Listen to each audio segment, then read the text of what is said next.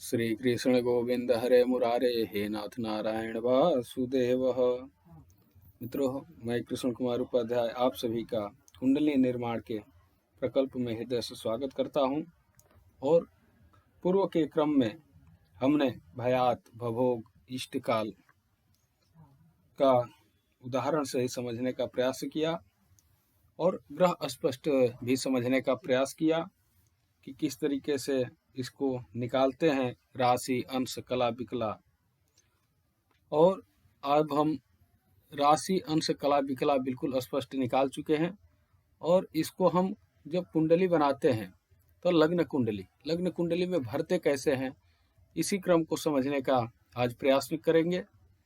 तो सबसे पहले तो हम लग्न की बात करते हैं। लग्न जो है कि यह 5 राशि, जो लग्न का हमारा मान निकला हुआ है कि 5 राशि, 8 अंश, 7 कला और 13 विकला।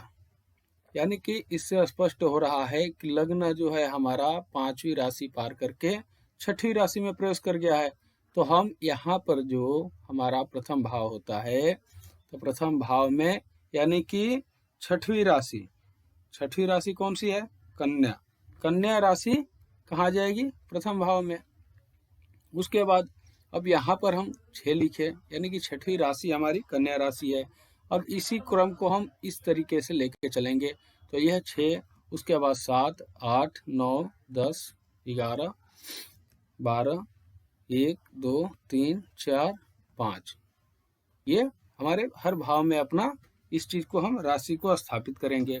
अब स्थापित करने के बाद कि कौन से भाव में कौन सी राशि आ गई, ये तो हमें पता चल गया।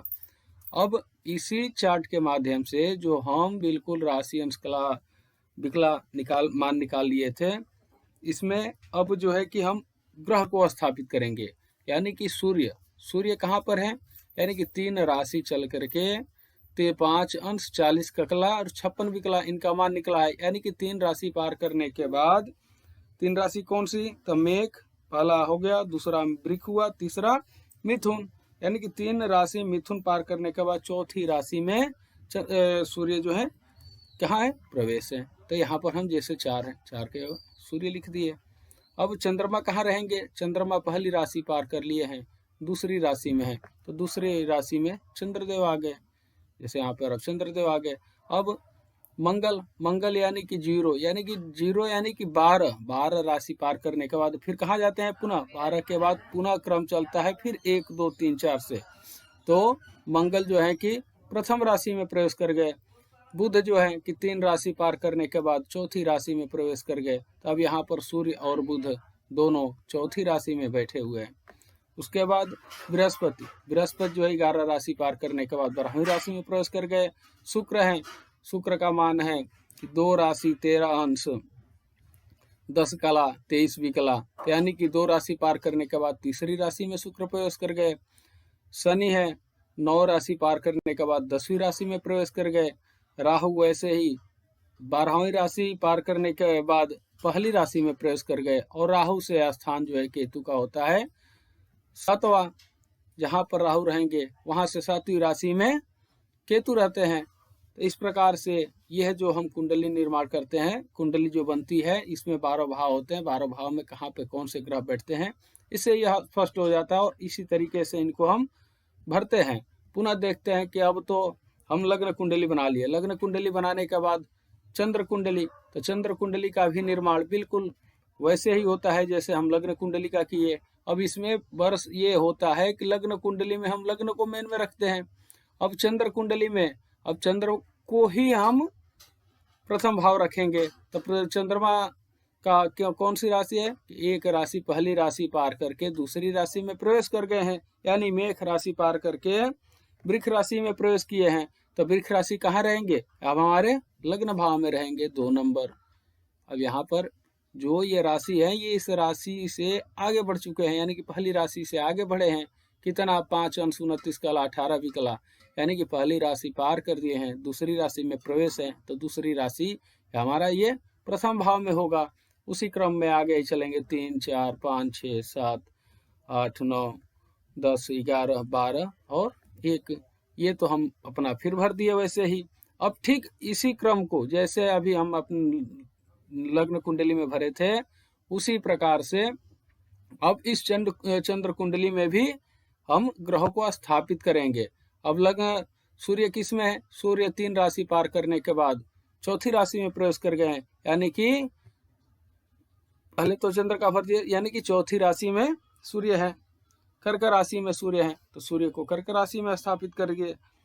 उसके बाद मंगल 12वीं नहीं 1 में है 12 राशि पार करने के बाद। बुध जो है कि पुनः 3 राशि पार करने के बाद, बुध का मान है 3 राशि 12 अंश 10 कला 42 विकला, तो 3 राशि यानी कि 3 राशि पार करने के बाद चौथी राशि में बुध प्रवेश है। बृहस्पति 11 राशि पार करने के बाद 12वीं राशि में प्रवेश है। तो शुक्र, शनि, राहु और केतु। तो इस तरीके से हमारा ये, वो तो लग्न कुंडली था, अब ये चंद्र कुंडली हुआ, यानी कि लग्न कुंडली और चंद्र कुंडली। और इसके बाद आते हैं सूर्य कुंडली की। सूर्य कुंडली कैसे बनती है?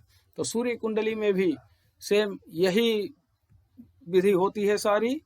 तो उस चीज को भी एक बार हम पुनः भर के देख लेते हैं। अब सूर्य का हम देखेंगे मान कितना है। सूर्य का मान है 3 राशि 5 अंश 40 कला 56 विकला, यानी स्पष्ट हो रहा है कि सूर्य देव जो है कि 3 राशि पार करने के बाद चौथी राशि में प्रवेश किए हुए हैं।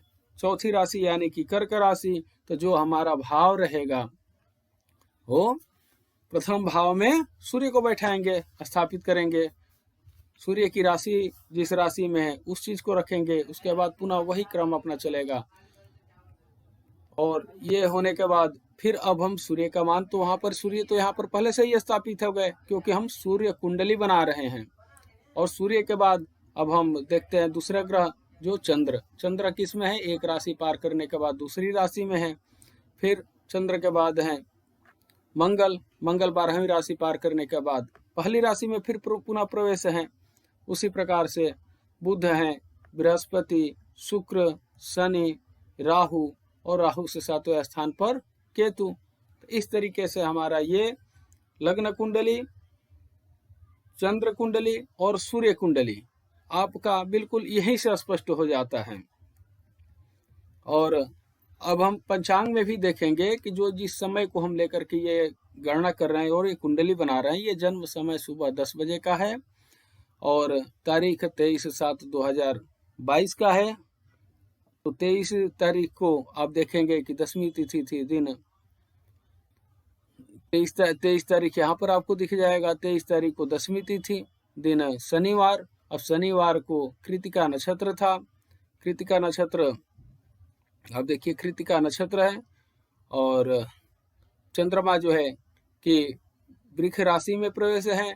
और बाकी इनका जो और जो मान है ग्रहों का स्पष्टीकरण हम यहाँ से करते हैं कि जो 9वीं तिथि 10वीं तिथि को, यानी कि मंगल 0 राशि 16 अंश 16 कला 18 विकला, यानी कि 0 यानी कि 12वीं राशि पार करने के बाद पहली राशि में प्रवेश कर गए हैं, तो उनका मान यहाँ पर दिया रहता है। उसी तरीके से बुध का है, गुरु का है, शुक्र, शनि, राहु से 7वें स्थान पे जो केतु का मान होता है वो दिया रहता है, वो 7वीं राशि होता है।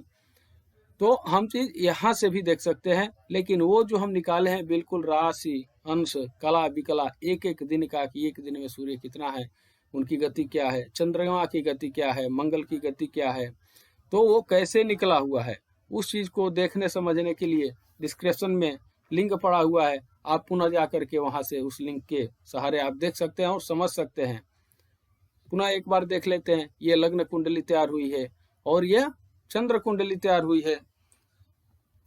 आशा है आपको यह जो विधि है वो स्पष्ट समझ में आ गया होगा और आप पुनः एक बार उदाहरण करें और देखें, और जो ना समझ आए आप हमें कमेंट करके जरूर बता सकते हैं।